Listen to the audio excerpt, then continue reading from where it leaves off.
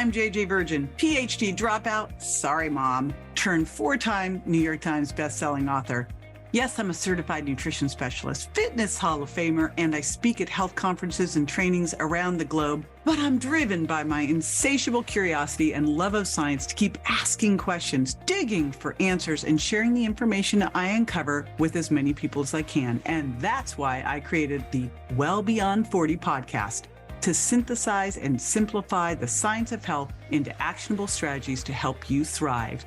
In each episode, we'll talk about what's working in the world of wellness, from personalized nutrition and healing your metabolism to healthy aging and prescriptive fitness. Join me on the journey to better health so you can love how you look and feel right now and have the energy to play full out at 100.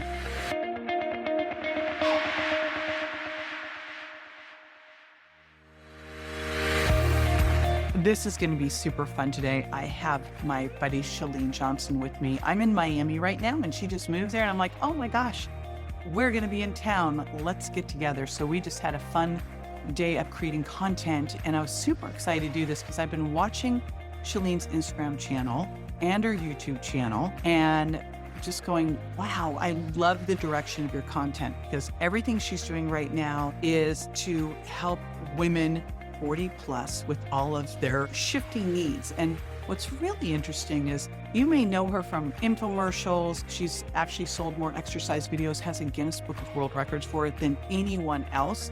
She stepped away from that years ago when she realized that she just had this epiphany that what she was doing wasn't healthy for herself, and she didn't feel right sharing that anymore with the millions of women who trust her. So she took some time, took a break to really kind of recalibrate and go, what do I need now as a 40 plus year old woman? What does my audience need? You're going to hear her journey of how she dropped 10% body fat, the things that she used to do that she doesn't do anymore, more importantly, the things that she does do now that she didn't used to do. So super exciting. I talked a little bit about Instagram. She has over 90 million downloads on her 2 YouTube podcasts, the Chalene Show and the Build Your Tribe Show. Incredible. I would highly recommend, we'll put in the show notes the links to her Instagram and the links to her YouTube. They are such great resources. She's also a New York Times bestselling author, and she's been all over the media, ABC, NBC, Good Morning America, Inside Edition, New York Post, Daily Mail, Forbes, The Kelly Ripa Show, Success Magazine, Entrepreneur Magazine, hundreds of podcasts, and Huffington Post even listed her as one of the 50 female entrepreneurs to watch. And again, what we're going to really be digging into is powerful aging. I just recently was like going, I am watching her showing what she's doing now at the gym, how she's transformed her body, how much healthier she feels. So it's like, we're going to hear all of what she's doing and those secrets. So I will be back with Chalene. She's also giving you her free Energy Reset 14-day program. And you can get that at jjvirgin.com/Chalene. And I'll be right back with Chalene, so stay with me. I am so excited you're here. In the flesh. How awesome. We're almost neighbors. It's amazing. So cool. Now, when I think of you, I think of all of those fitness videos. Oh my gosh. You have a world record or something? Yes, I'm in the Guinness Book of World Records for having done the most exercise videos. So insane. But what's insane about it is I couldn't get hired to teach a fitness class anywhere because I was so bad. I mean, they were just told me, you don't hear the beat. You've got a great personality, you're so bubbly, but you really don't hear the beat. I was a full-time, at that time, legal secretary, wanting to go to law school, and I'm just doing this as a hobby, and I can't even get this hobby of a job. When was this? So this would be 93 when I first moved to Southern California. Yeah, so I was determined to get better at it and learn from all the great people on how to be a better instructor and how to hear the beat, and eventually I got teaching classes, and eventually here we are. Yeah, but here we are that you did all of those exercise videos and then you kind of stepped away from it. Yeah. Why? I was standing on the set of an infomercial and I was reading the teleprompter after having been asked to get leaner so that I could be more marketable. And then to be asked to get smaller was embarrassing. It brought up all of my imposter syndrome stuff, they found you out. So when they asked me to lose weight, I did. I didn't even know how to diet. I was afraid of real food, and I started working out 4 hours a day to get ready for that infomercial and eating very, very little. I'm standing on the set, about to pass out. I've lost my muscle tone. Everyone, however, is saying, So, "You look great." amazing. What are you doing? You never look better. I'm like like, starving myself. the confusion. Like, Yeah. I've never been more unhealthy, and I'm getting all this praise. And now I'm looking into a camera, and the line that I had to read was, and you can get these results too in just 30 minutes a day and eating real food. And I remember thinking, I just lied.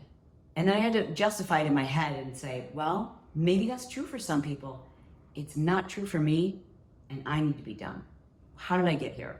This is unhealthy for me. And so with the #1 show on the air for my own health, mental and physical, I stepped away. So, Wow. Yeah. Well, bravo for you, because I think you're now really bringing a voice of reason Yeah. out there. And, this stuff has not been helpful. Like a lot No. of the stuff we grew up with. And we were just laughing offline about the Some fact things we're a we're part part of. of Oh even, my gosh. I mean, Yeah. it's like, sorry. I have to make amends. But you get so caught up in it.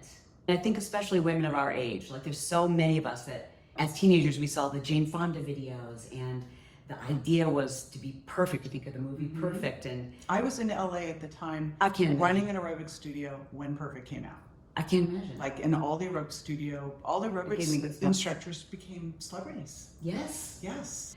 And there was no strength training. Mm-mm. We didn't know anything about nutrition then. And so the mindset, even as we started to learn new things, I think a lot of us are still, it's there. Well, we had back then, we had a place in LA called the Sweat Factory.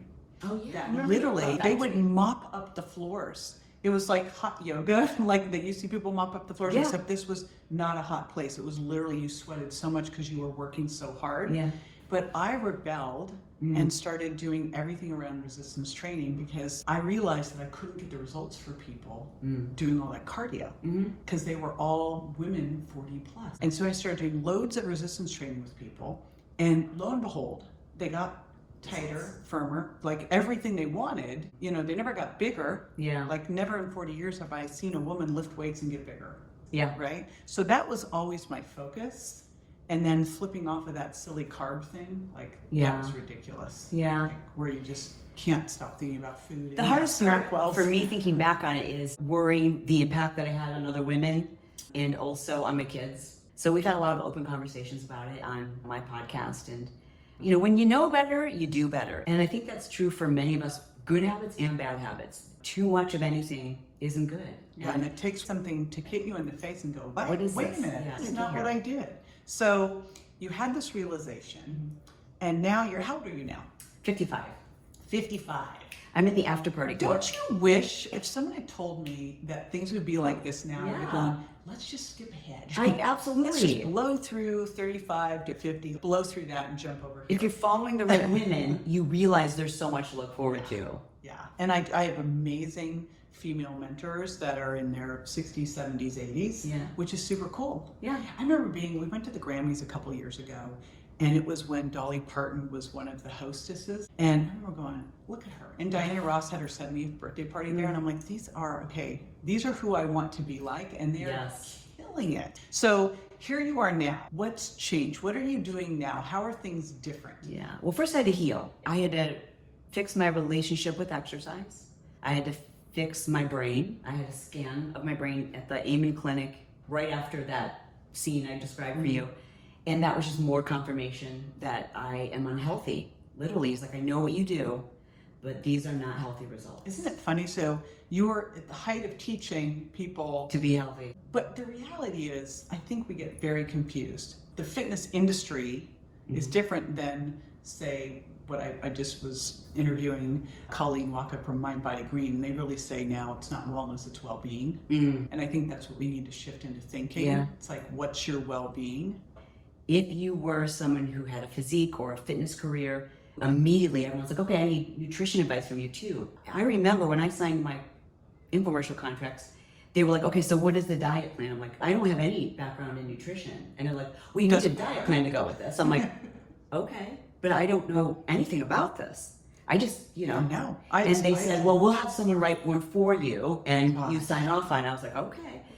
Just so many things that we were doing then because it was like social media and the times and everyone was kind of doing it. And so I slipped into this place where it happened so slowly that once I decided to leave, I had to go, who am I? What do I know? What do I need to undo? And how do I get healthy on the inside?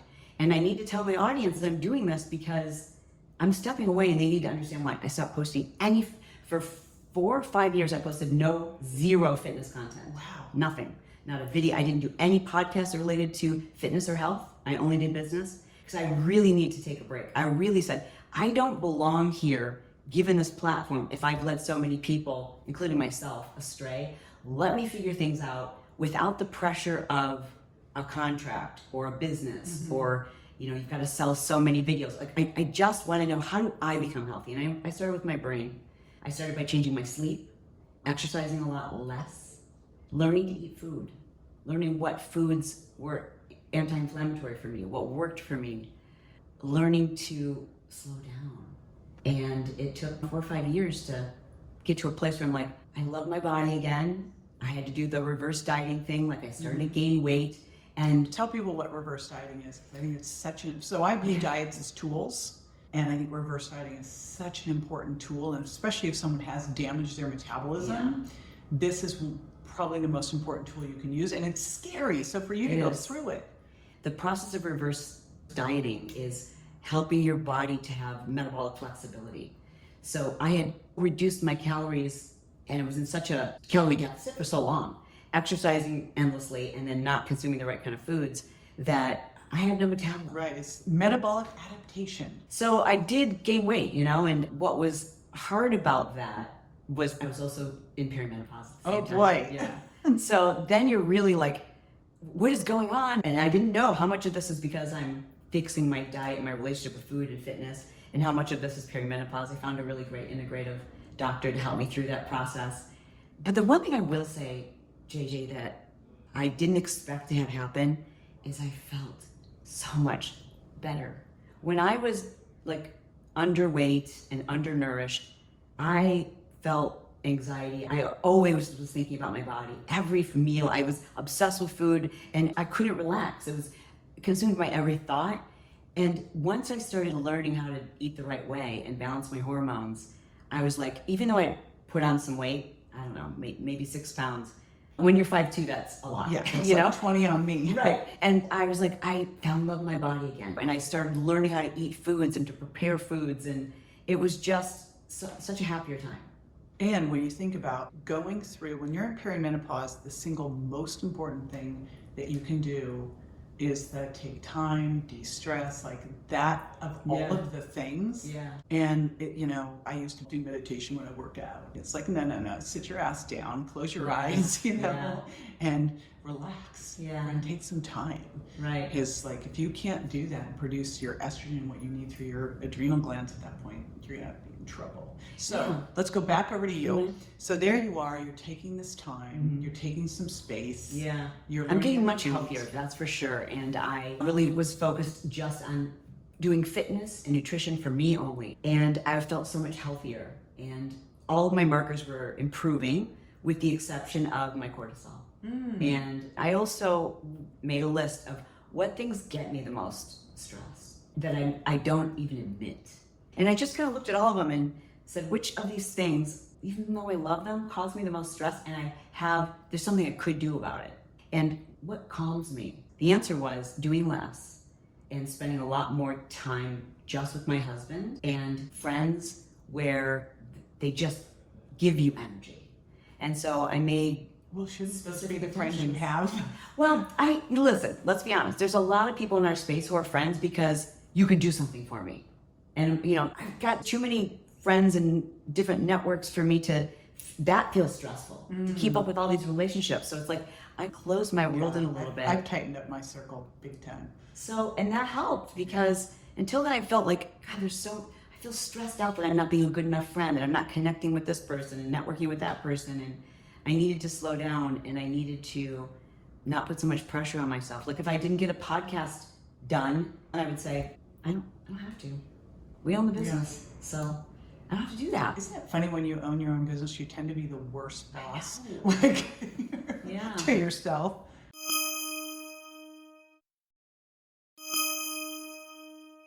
So last year, that's one big change we made, and then added walking That made a huge change, I think, in my stress level. I loved seeing that too, that you were talking about neat, you were doing this walking challenge, because it's really interesting. I think it's part of what happened during the pandemic when I had a big stress attack and got autoimmune gastritis during the pandemic. I think I wasn't paying attention to my steps back then. Like, I'm a maniac about watching this right now. Like, I'm focused on it.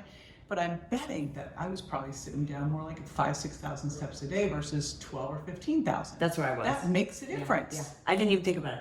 My whole thing was I kill it at the gym. Nobody works my age works as hard as I do. I kill it. I'm doing these HIIT workouts. I'm doing strength training. And when you have to fill out the form at the doctor's office, I'm checking out very active. But then I started looking at my Oura ring numbers, and I'm like, wait, how many hours was I inactive? What is going on here? Then I started looking at my step count, and it was embarrassingly low. And I was like, I got a standing desk. I started stacking new habits onto old habits. So when I'm scrolling social media now, I stand up. If nothing else, I just stand up. If I don't pace back and forth, at least I stand up. I got a little treadmill under my desk too. Yeah. And our house is 2 stories, and when we moved in, I go, I'll put a espresso machine up here and a fridge, and I go, no, I won't. My office up there, and I will have to go down for anything starting all day long. It's like up and down, up and down, up and down. But it makes a difference. You don't realize it until you track.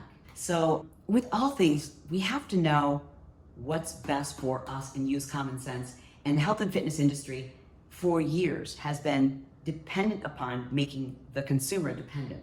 You're not smart enough to know how to eat right. You're not smart enough to know how to work out right. So here are all the rules, and you better follow them exactly. Yep, and making you because when are we most likely to do something? Because we're fearful. Mm-hmm.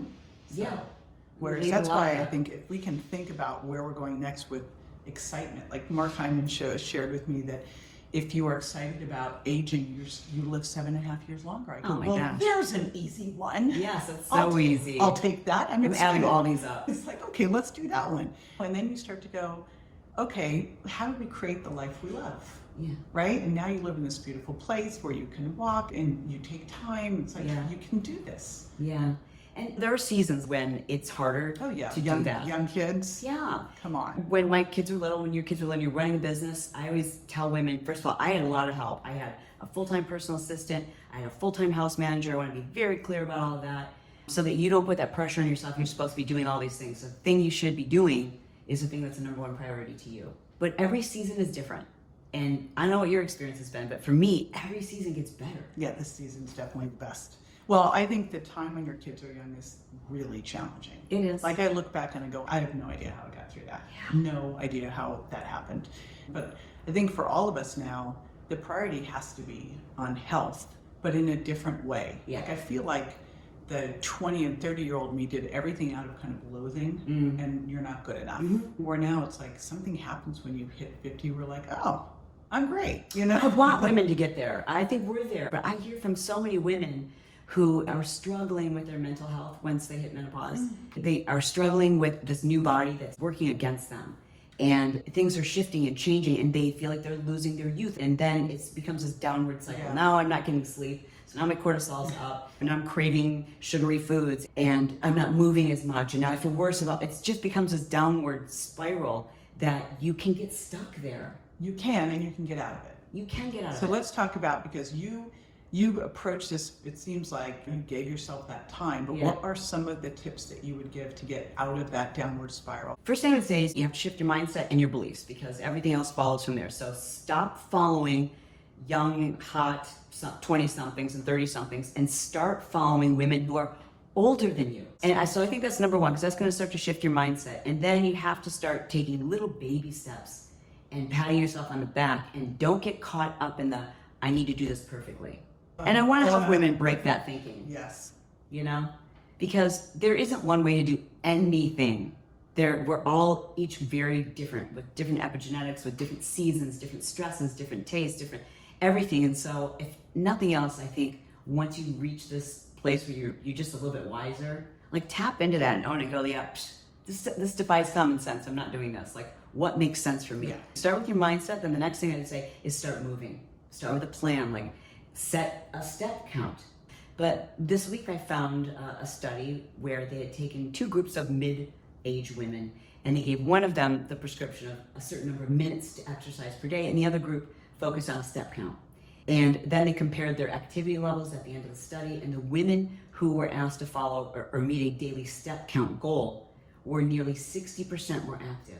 Wow. So wow. when we know better, we do better. Wow. So now I'm going to change the advice I've been giving you and say, if it's appropriate for you, focus on a step count. As long as you know you're not one of the ones that gets really Obsessive. crazy about it. Yeah. That's amazing. Right? Yeah. And that brings you closer with your partner. Take that walk together. We I also also running find too. You've been doing what? Well, we can't do it when we're traveling because we'll really throw our suitcases over. But the little rucking vests. Oh yeah. So after dinner, we'll go do a little rock around the neighborhood. Yeah. You know Get what rocked. I found, and that's a habit we kept after our travels to Europe. And I'm looking around. I'm like, wait a second.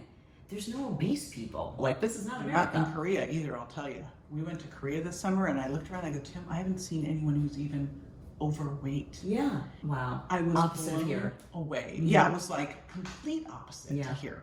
We continued on with that habit after being in Europe. And here's the other thing that I noticed is you just intuitively eat a little lighter because you know you're going to Yeah. walk. And it improves your digestion. And we look forward to them every single, the first couple of weeks when we got home to the United States, I'm like, are we going to do this? And he's Yeah, like, because yeah. it's like no one walks. Yeah, you no know? walks. But it's one of the best habits.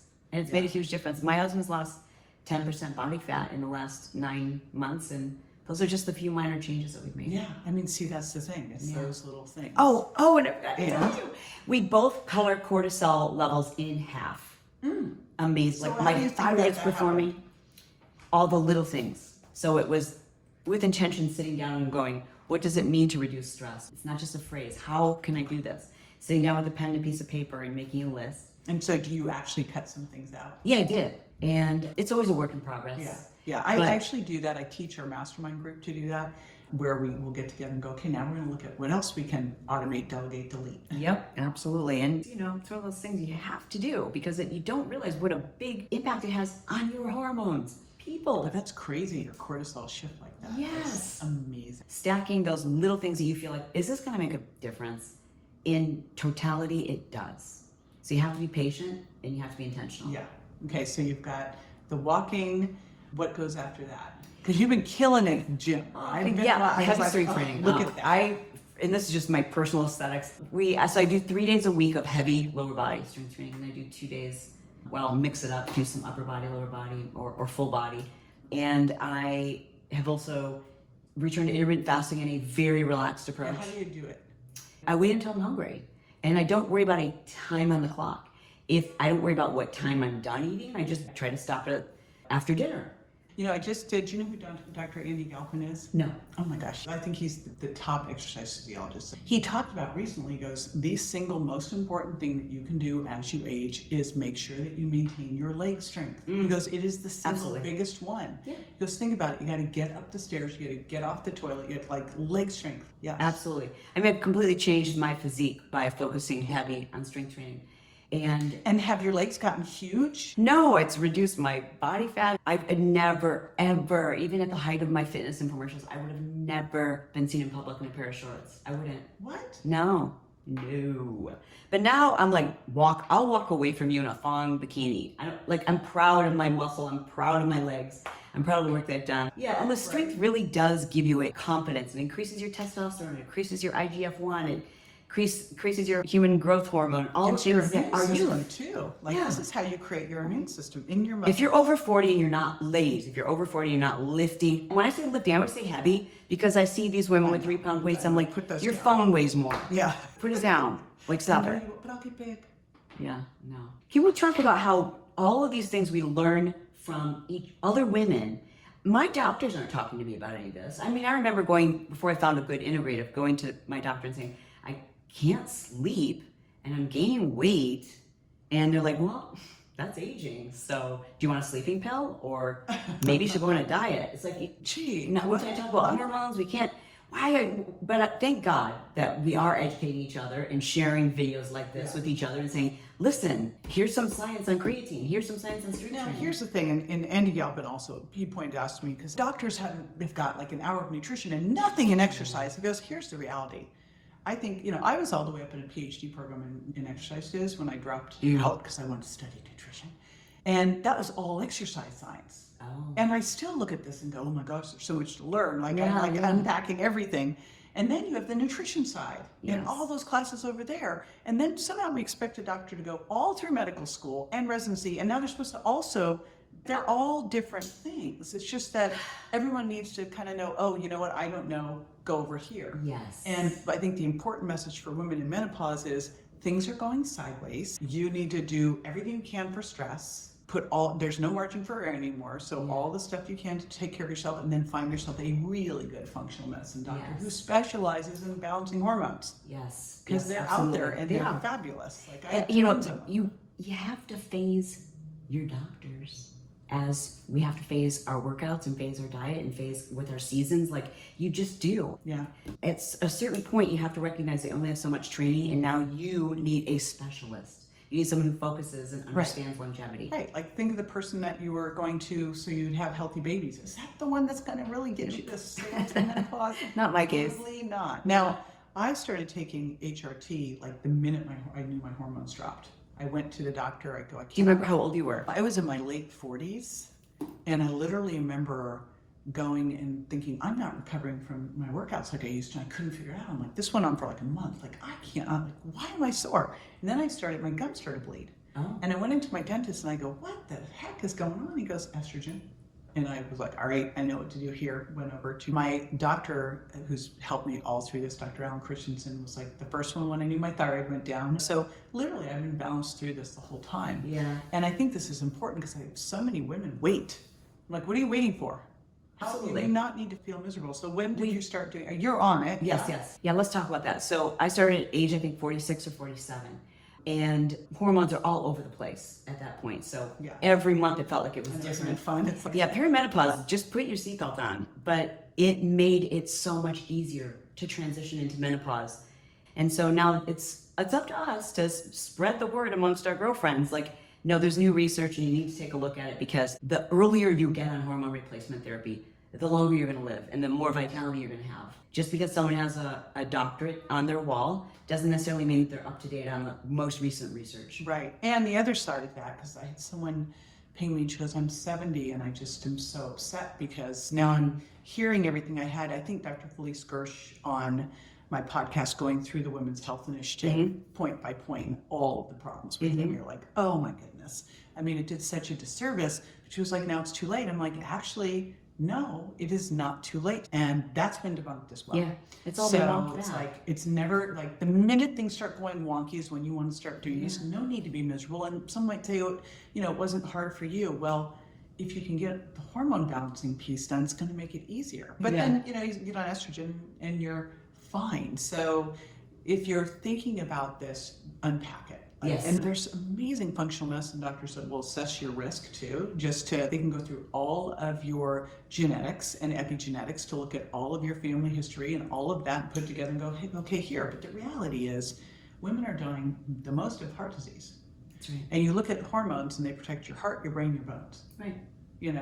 And the small one is breast cancer. So there's all this hype that makes me crazy. If nothing else, at a minimum, understand that there are so many ways to improve your hormone balance, even from a natural perspective, right? Things like strength training. There's so many things you can do with lifestyle and supplementation. For that person who's like, it's just not for me, I've done my research and I don't want to feel guilty because I'm not doing HRT. That's okay. We just want women to know all of the information so that you can make the decisions right for you. Choose wisely. Yeah. Choose wisely, but you have options. Yeah. Which is fantastic. One of the things I really love about you is your willingness just to go, hey, here's what I'm doing. Here's what I changed.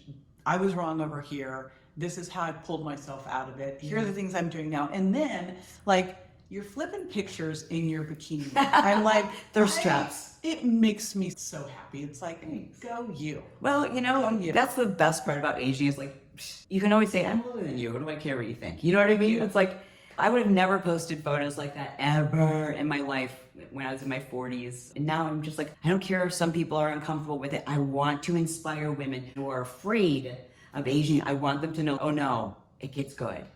Really good. Really good. Yes. Now you're back with your health brand. So we've got some fun things we can share. We've got this energy reset that you did, this 14-day energy reset. So We're going to put that at jjvirgin.com/Chalene. What is Beautiful. it? First of all, I want to be in charge. I didn't want any marketing machine to tell me what to tell women and what they should be doing. I want to empower them and help them to understand. You sit in the driver's seat.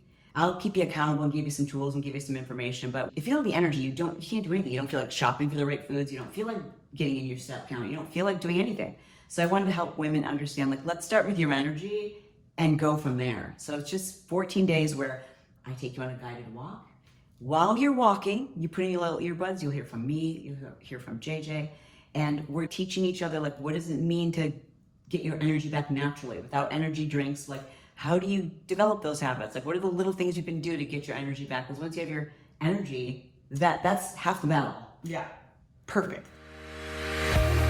Be sure to join me next time for more tools, tips, and techniques you can incorporate into everyday life to ensure you look and feel great, and more importantly, that you're built to last. And check me out on Instagram, Facebook, YouTube, and my website, jjvirgin.com. And make sure to follow my podcast so you don't miss a single episode at subscribetojj.com. See you next time.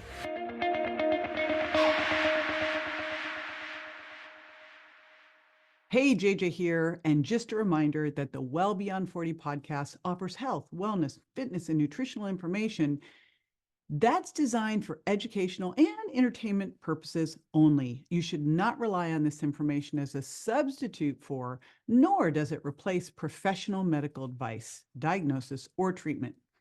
If you have any concerns or questions about your health, you should always consult with a physician or other healthcare professional. Make sure that you do not disregard, avoid, or delay obtaining medical or health-related advice from your healthcare professional because of something you may have heard on this show or read in our show notes. The use of any information provided on this show is solely at your own risk.